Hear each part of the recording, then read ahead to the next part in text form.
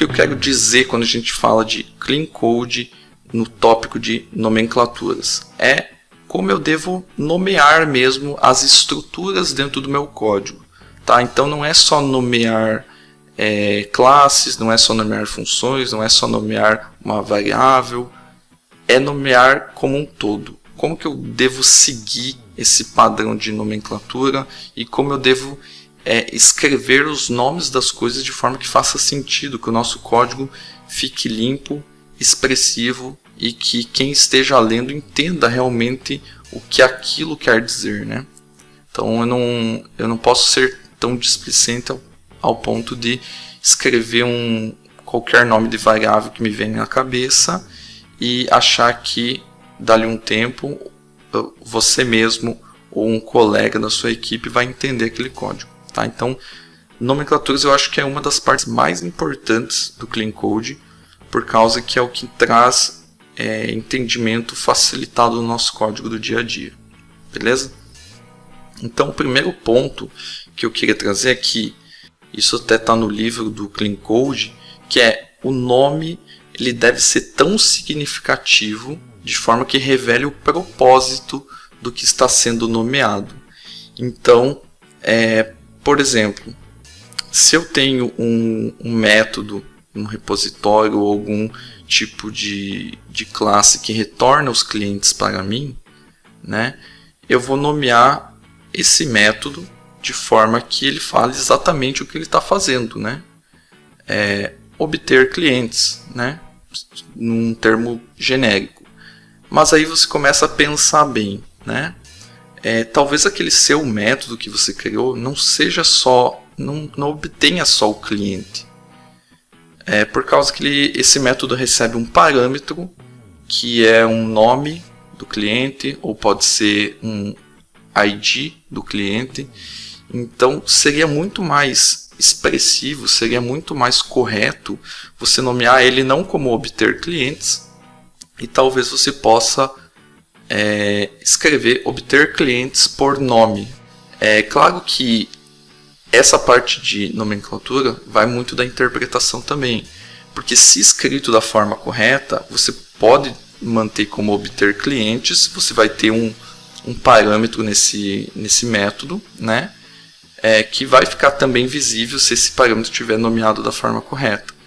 Mas assim, o intuito do código limpo, do Clean Code, é fazer com que você tire o máximo da sua capacidade de descrever alguma coisa e transcreva isso para o código.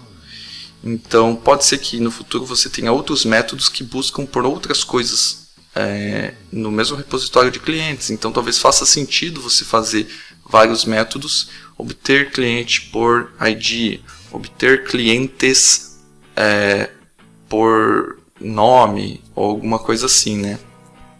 Então sempre quando você está pensando em nomear alguma coisa, você tem que pensar naquela pessoa que vai ler e como que ela vai entender o teu código, né? E muitas vezes essa pessoa que vai ler é você mesmo lá no futuro. Beleza? Aí tem um ponto de atenção. O que eu devo evitar quando eu estou nomeando coisas? Quando eu estou nomeando métodos, quando eu estou criando o nome de uma variável, sendo de escopo global da classe ou de escopo local dentro de alguma função de um método. Uma recomendação é você eliminar o máximo possível palavras que tenham duplo sentido. Então, o que são palavras de duplo sentido? Tanto duplo sentido para nós, né? Aqui talvez não consiga imaginar agora uma palavra que tenha duplo sentido para nós, ou também uma abreviação que possa causar confusão. Então, por exemplo, dir, né? Eu quero colocar uma string que vai ter o nome de um diretório. Vou colocar lá string dir, o nome dela. Só que você já pensou que esse nome dir pode ser várias coisas? Ou a pessoa que está lendo pode interpretar de várias formas? Então dir talvez possa ser diretório para uma pessoa, para outra possa ser diretiva, não sei, é uma abreviação também que tem o mesmo prefixo, né? Então você não vai morrer, você não vai perder um pedaço da mão em descrever aquela variável de uma forma melhor. Então, por que não colocar diretório, né? Ou diretório, ou caminho do arquivo, ou caminho, destino, enfim, né? De uma forma que fique explícito o que aquela variável guarda. E pode parecer besta, mas isso faz muita diferença quando você tem várias linhas de código e você está tentando seguir uma lógica entendendo esse código, né? Você não tem só uma linha para analisar, você tem, muitas vezes tem 10, 15 linhas, dependendo da qualidade do código, você tem lá um método com 100 linhas, né? Que eu também vou falar sobre isso. Então, de pouco em pouco, as boas práticas implementadas no código fazem a diferença quando você vai interpretar ele. Ó, o pessoal comentando aqui, ó. O Thiago Bertuzzi, já vi gente declarar variável str nome, int idade, etc. Exatamente. Tem muitas pessoas que colocam o tipo da variável no próprio nome dela. Então o que acontece? Isso acaba, é algo desnecessário, né? Em termos de entendimento. Você não precisa colocar que aquilo é uma string ou que aquilo é um int, etc. Né? Já se foi o tempo onde as IDEs e tudo mais não mostravam para nós que tipo que aquela variável que a gente estava tentando buscar ou utilizar em algum escopo, de que tipo que ela era. Então hoje a gente já tem IntelliSense, a gente tem CodeLens, falando de Visual Studio, a gente tem várias ferramentas aí que nos provêm de forma fácil qual é o tipo daquela variável. Então isso é totalmente descartável. Sem contar que suja o nome, né? Suja o real significado do que aquela variável está guardando. Okay? E também a questão de duplo sentido não é só em questão de significado, dir, como o exemplo do dir que eu dei, né? Dir de diretório, diretiva, direção, sei lá o que mais que pode representar essa sigla, tá? Mas também em palavras reservadas. Então muitas vezes se quer criar uma variável que vai guardar, sei lá, a descrição de alguma variação de um produto, e na sua cabeça você quer criar como var, né? Var é uma palavra reservada no caso do C#, por exemplo, tá? E em muitas outras linguagens também. Então por que você vai forçar a barra de colocar algo que é ambíguo e que vai gerar problemas, né, de interpretação com alguma coisa que não faz sentido? Vai utilizar uma variável lá list, né? Vou listar alguma coisa, colocar um list. Coisas que acabam virando estruturas nomeadas de forma pobre, né? Elas não te dizem sobre elas mesmas. Então tem que evitar isso, ok? Eu já falei, mas para reforçar, evitar abreviações, tá? Porque muitas dessas abreviações podem estar claras para você, mas não estão claras para quem vai ler, como eu dei o exemplo do dir, né? Uma coisa pode ser diretório, outra diretiva, outro diretor, e assim eu vou criando novas possibilidades aí, tá? Outro item que eu anotei aqui para não esquecer: evite nomear as coisas baseando-se em um mapa. Isso é muito importante, porque eu já vi sistemas, principalmente RPs, tá? Que tem coisas do tipo, vou mostrar um trechinho de código que eu criei só para dar um exemplo mais visual para vocês aqui, ó. Olha só, deixa eu dar um zoom. Então, aqui eu tenho uma classe chamada SCX001, tá? E eu tenho propriedades do tipo nomeadas SCX_ID, SCX_nome, SCX_QTD. Até que as propriedades eu tenho alguma possibilidade de chutar que elas são, né? Mas o nome da classe eu fico totalmente no escuro, né? E o que acaba acontecendo em muitos sistemas, você viu muitos ERPs fazendo isso, né? Usando siglas. Eles usam mapas para fazer o D para. Então o que significa esse SCX001? Claro que a documentação não é assim, né? Mas você vê tipo relações desse tipo. O código SCX001 é a entidade da tabela de produtos, né? Aí o SCX ID é o ID do produto, o SCX nome é o nome do produto e SCX QTD seria a quantidade em estoque daquele produto. Daí você pensa, beleza, se eu tenho um mapa eu me resolvo, né? Só que aí que vem a pegadinha. O que acontece?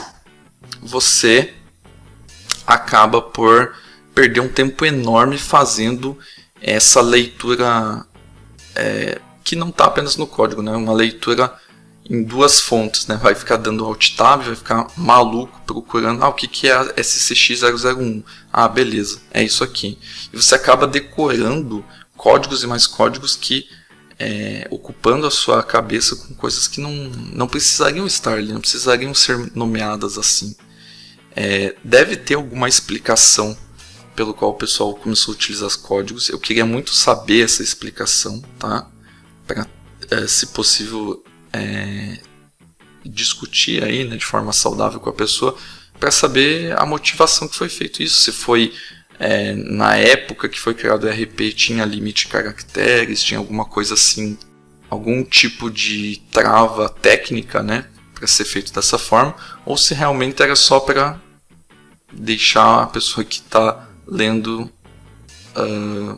mais perdida, né, dificultar a interpretação, sei lá para que tipo de objetivo, né?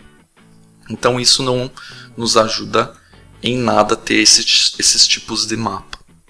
O Luiz Carlos está falando aqui, grande Luiz. Isso é um padrão que se usava em bancos de dados antigamente, porque o Oracle tinha limite no espaço dos objetos, então era um limite técnico, né? Então nesse caso até faz sentido, né?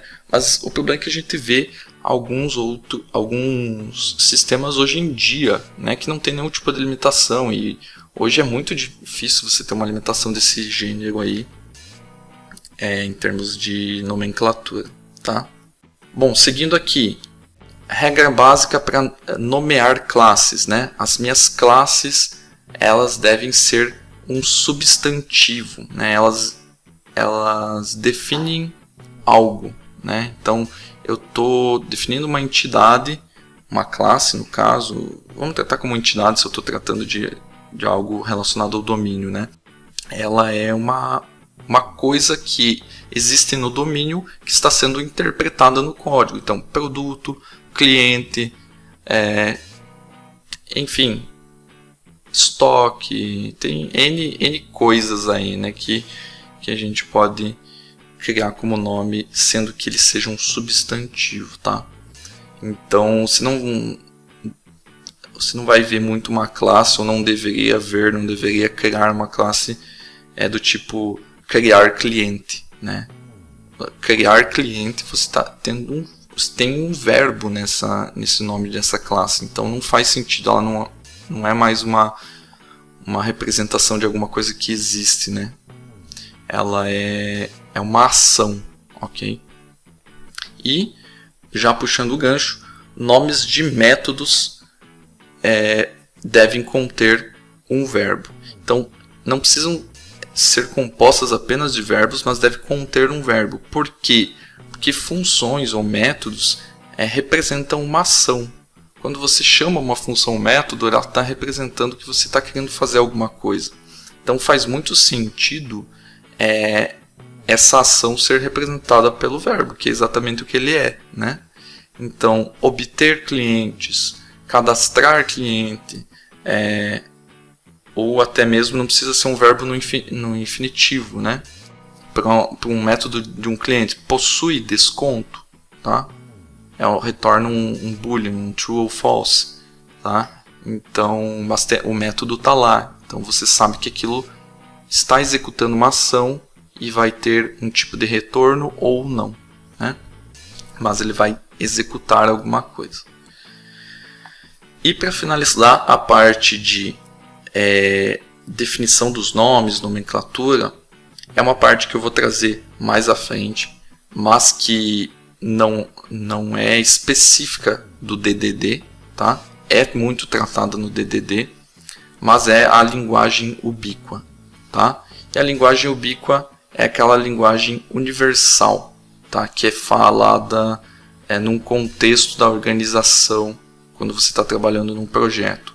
Então, eu posso trazer mais à frente a explicação completa do que é isso, mas basicamente é fazer com que a utilização dessa linguagem ubíqua, todos falando a mesma língua, tendo os mesmos termos, tanto no código quanto no levantamento de requisitos, falando com um expert de negócio, né, você tenha a facilidade de entender um código com os mesmos termos que são utilizados na realidade.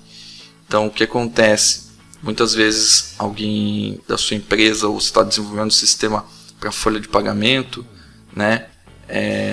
E alguns chamam de contra-cheque, outros chamam de olerite. Enfim, esses termos têm que estar alinhados, porque pode parecer também bobo, mas o sistema tem apenas uma função, né?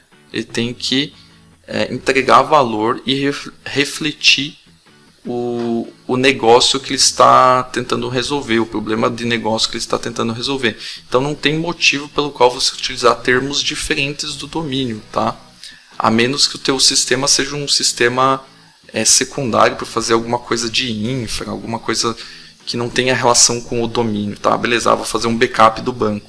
Isso aí não precisa de tantos, vamos dizer assim, cuidados de nomenclatura relacionada aos termos de domínio. Tem outros tipos de nomenclatura que você também deve cuidar, mas falando aqui especificamente de linguagem ubíqua, termos de negócio, você sempre que possível, e na minha visão sempre é possível, tá? Sou um pouco chato em relação a isso, seguir a nomenclatura, seguir os termos que estão definidos pelos os domain experts, né? Os caras que entendem do negócio mesmo. Então, traduzir esses termos, e quando eu digo traduzir, é traduzir para código, tá? Não traduzir em termos de idioma. Trazer esses termos da realidade para o seu sistema e modelar, né? Nomear os seus códigos com esses termos também. Ajuda muito quando você vai analisar, vai fazer melhorias, vai implementar novas features, vai precisar de um novo levantamento de requisitos, talvez você precise buscar algo do código e pedir para esse expert te ajudar a elaborar aquela nova feature, né? Então, se todo mundo falar a mesma língua, facilita e muito essa parte também.